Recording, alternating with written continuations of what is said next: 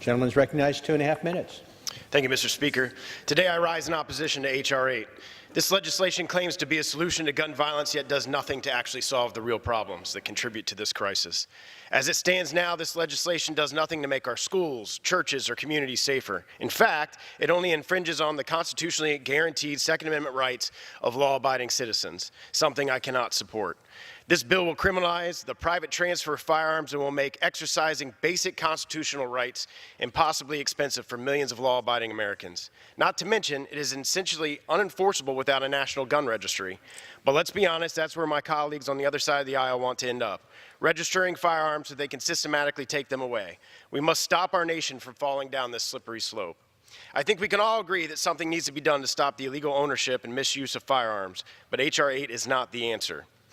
This legislation would have done nothing to prevent many of the prominent tragedies that occurred in my home state of Florida. The shooter at Stoneman Douglas High School in Parkland passed a background check.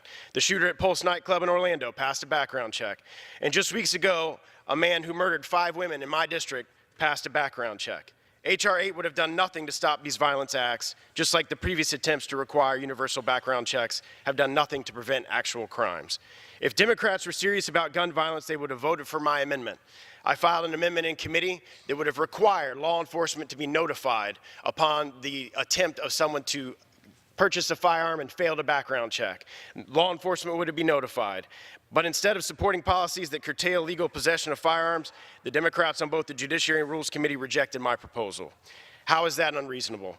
I stand for the Constitution, I stand for freedom, and I stand for the Second Amendment. And that's why I'm not voting for this proposal. Thank you, Mr. Speaker. Gentleman reserves. Gentleman from New York.